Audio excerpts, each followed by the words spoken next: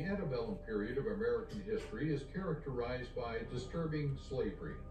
Its entirely economic output was dependent on slave labor and the reduction of persons into property. Yet at the turn of the 19th century, the transatlantic slave trade saw huge opposition. Acquiring slaves was no longer an option for colonial powers, so there had to be other ways. Welcome to Bizarre History.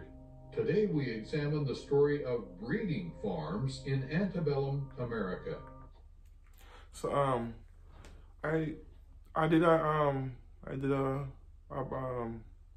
video on the ending of slavery, and that's when the British Army going around the Pacific and Atlantic Ocean destroying ships for slavery, because they were the first to abolish slavery, and they was forcing other countries to do the same. But they could only do that on the seas, because they can't go into people countries and control what they do. But on the seas, they would destroy all slave ships, and that's one of the reasons why slavery come to a halt on the Pacific, but on the ocean. But this now is telling you about a whole other resources of how they started slavery, which is breeding farms. So go and check out that video, and one about the hidden facts of history and the abolition of slavery. Check it out and you get a concept before you can see this video and you understand it. And also, quick interjection, don't forget to like, subscribe and share. Welcome, it's the Washington XSM podcast. A like is free, so just click the like button, it helps with the algorithm for you to go. Let's continue and examine this breeding farm what they're talking about, and which countries did it, which presidents in the history did it, and so forth and so on. Here we go.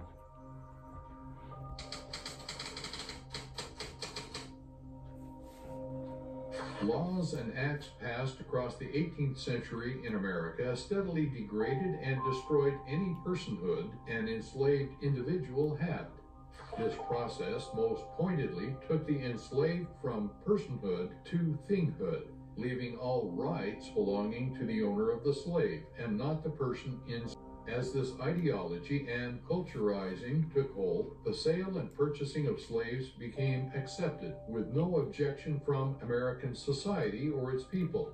America always take things to another level. To be found in the action of prohibiting slave importation to the United States. That's when the British were smashing the ships of slave traders. President Thomas Jefferson was a renowned slaver. Remember that name, Thomas Jefferson? He was an ex-president in the earlier century. Aware of the economic backbone slavery was to the South. Far from the end of importing slaves creating the spark to fire up abolition, the decrease of external slave supplies meant the value of domestic slaves would rise. People had become products along with being the means of production.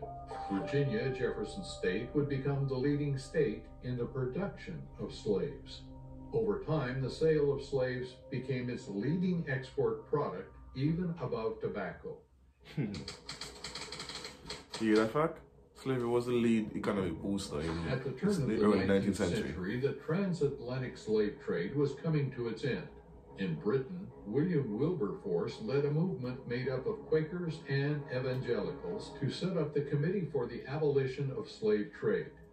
Come 1807, the Parliament of Britain passed the Slavery Trade Act, and the turn of the tide in colonial Britain increased calls for the abolition of slavery in America. At this time, the economics of slave labor and its produce was only growing in America. The production of sugarcane, cotton, and rice, particularly sugarcane, I know a little about this history already. Were lucrative to the point of being viable political capital. Before the American Civil War, King Cotton was a phrase used to summarize the productive monopoly slave states had over abolitionist states in the North. This importance of cotton economically had secession states convinced there would not even be a chance of war with northern states. Yet, in the layered, complicated history of the United States, at a time when slave labor was at its most profitable for America, Congress and President Thomas Jefferson supported calls for abolition. From 1808... Pause. You see, Thomas Jefferson is an earlier president in the 19th century. He owned slaves. I think if I'm not mistaken, he had children with one of his slaves. I think 6 children he had with her. But let's continue and we'll get the facts soon, you know, because most likely they're going to say more about him. Importing slaves to America was prohibited as the cotton engine was invented and its production and demand for labor only rose.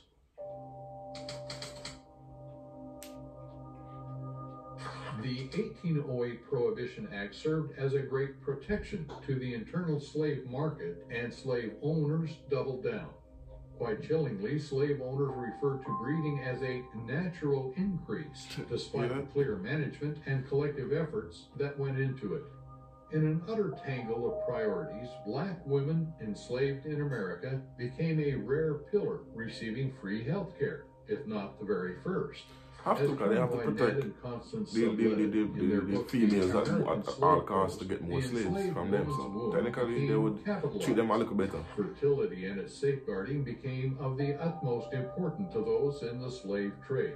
It's understood that home medical journals began to be circulated to aid slaves through difficult births when the matter would have been previously disregarded. This was out of economics. This wasn't out of morality. This was out of pure economics. Let there be no finance. mistake. That's all it was. The high mortality rate of slaves. They were forced to teach slaves about breeding's importance. After birth and protection of birth and what to do and what not to do. Advertise a female slave for sale. Many women in these circumstances would have found themselves being continually bartered and incentivized by slave and plantation owners. It was not uncommon for an enslaved woman to have been posed an offer of freedom should she bear 15 children. Damn. The reality was a child as young as slave needed to make 15 kids could be forced into pregnancy and give birth to a child that would be taken from her only to be forced into a life of slavery. But people had become products under this system. The means were nothing short of dehumanizing. They always been dehumanized and Childbearing for women slaves would start as young as 13 years old. It's more than possible that 4 to 5 pregnancies would have been expected by the time she turned 20. Vulnerabilities faced by enslaved women in a system expecting breeding from them were multiple. It was not beneath this slave market of the 19th century America to sell women slaves during pregnancy. Many would contend that the life of a female slave in America would have been a cycle of rape, pregnancy, and uncared for birth, recovery over a matter of just weeks before pregnancy was expected again. Masters and slave owners have been detailed in numerous accounts as fathering slaves themselves, with no rights and a legal blockage to any form of personal. Pause. Let's unpack that a little bit. As young as 13 years old, they used to get impregnate slaves. By the age 20, they have 4 kids. So for the next 7 years, they have to make 4 kids in that 7 years. And overall, they need 15 kids from a slave woman for her to earn her freedom. So you can imagine she has to be pregnant for more than, let's say 15 years, and then in between, so let's say 20 years. So if you can bear 20 within 20 years, bear 15 kids, and that's a lot, because they can lose their life because they're breeding them so often back to back. It was like they give them a break. As soon as they drop a kid, as soon as they're ready again, a month, within 2 months, I don't know what the time span was, I'll have to do some research, but as soon as it was possible, they impregnate them again. And listen to this. Slave owners used to do the same thing to their slaves. Hence, become the crossbreed where you have lighter kids, the brown ones. Those are the ones that tend to use to be house slaves. Those are the ones that keep inside to mingle with the other when they have guests over, because after the skin color they're more lighter, easier to look at. Most of the time more prettier. Well, because of the fairness, and they have better hair, nicer hair. So these are the ones that used to be in the house, and they used to treat these ones way better than the ones they treat the outside. So you can see where the conflict comes in, where the high color ones the ones outside gonna be against the one on the inside. So that's, and the one on the inside, they never want to leave like the one who's on the outside, because they face more harsh realities compared to the ones who is in the inside. Now let's continue. And a lot of slave owners did this back then. This system forcing children out of women can only constitute rape. Breeding farms held the inequality of white owners being legally protected, while their black counterparts had none. Sexual abuse would only be considered one way. Slave accounts reveal that it was commonplace for slave owners to be intrusive in the sex lives of their property. Yeah, that's weird. Arranged marriages and forced mating were part of the breeding culture that started in slavery. With people regarded as chattel, the conditions of their breeding mirrored that of animals. Slave testimony includes the reference to stockmen. Stockmen were male slaves brought to farms to impregnate female slaves of their given owners. This importing of bucks became a theme throughout breeding. Slave owners looked to produce as many slaves capable of the hard physical labor of working fields. There is a famous study by economist Richard Stooge examining the farms of Virginia in 1860. Pause, but you hear that? They still have, buck they call them back then. There's like the stronger, bigger men. The more they want to think is the strongest of all. They used to take those ones and bring them around different farms. I've noticed in here, we get taught this in school. I don't think they teach in school anymore. And they used to bring them around to different farms and impregnate the females. But keep in mind, if they are using the strongest male, and they're using a specific one to go around different farms, that's mean, you know what that means?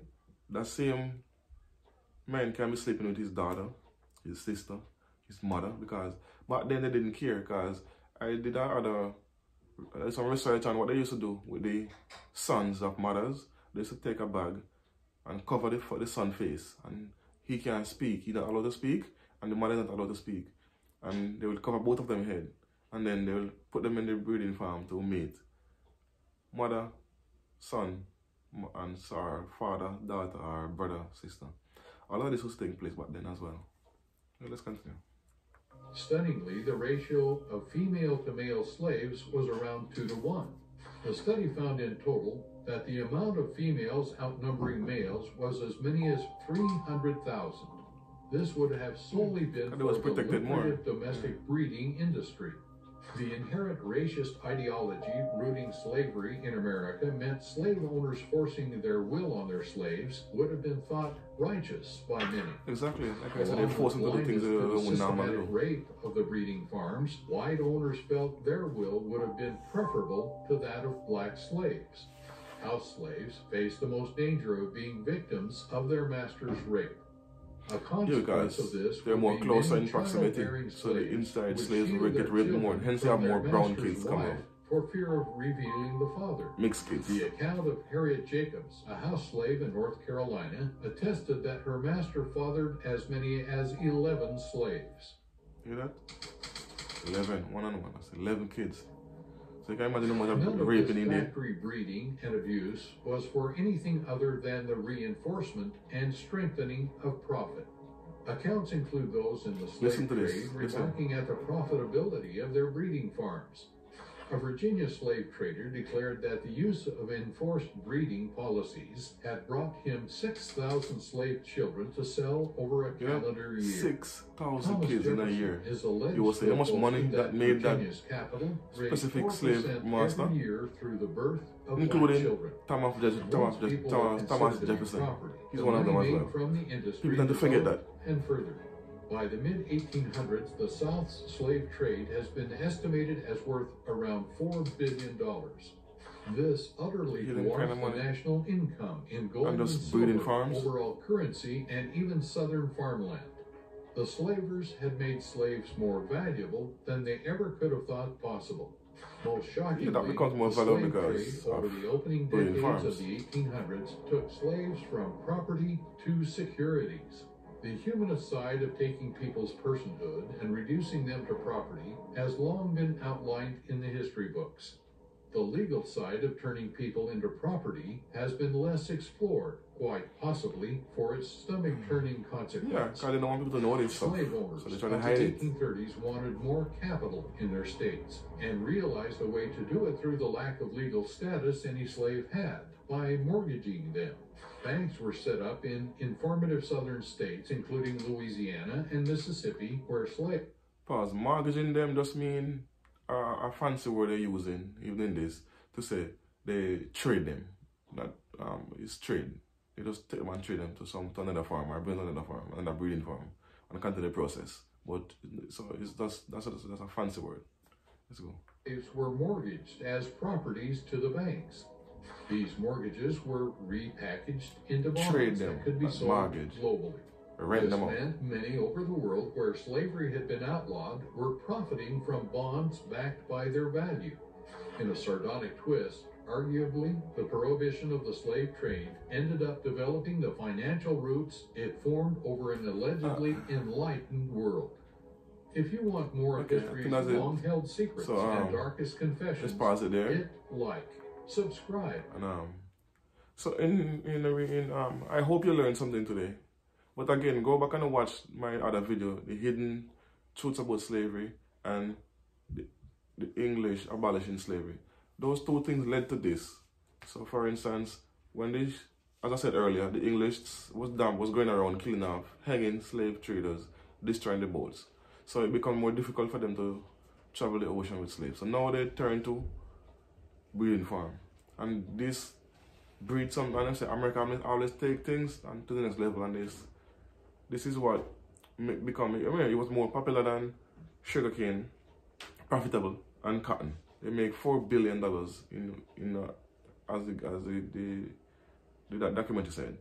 And they have one slave owner will sell up to 6,000 kids per year. You know how much of rape and manipulation and bad treatment they just have to be done for them to accomplish this. And don't forget, they were trading them as well.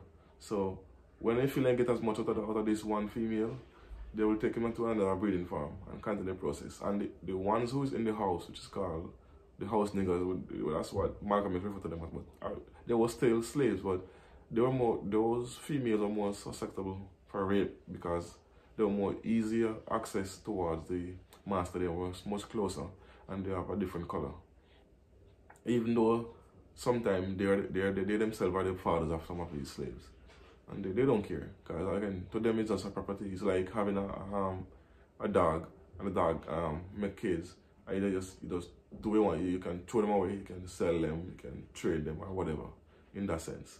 But it was and see, Thomas Jefferson, he was included in this. He wasn't exempt on it. And people don't go and bash Thomas Jefferson, because at that time, in those days, that was the norm. So, and it doesn't forgive him for it, but at the end of the day, he was a product of his environment, and people tend to forget that people are a product. You can't use modern day values and bring it back into the early 1800s and 1700s and say they should know better. That's all they knew then. They don't have access to the information and social media that we have now. So for all these Gen Zs and youngins, don't get yourself twisted and start, oh, this and this and that. It's a product, they're a product of the environment. Okay, so I hope you learned something. Keep on watching this channel, and we bring out some more stuff about history, because history, a person who don't know their history is doomed to repeat it. So let's go. Thanks for watching. Peace. One love.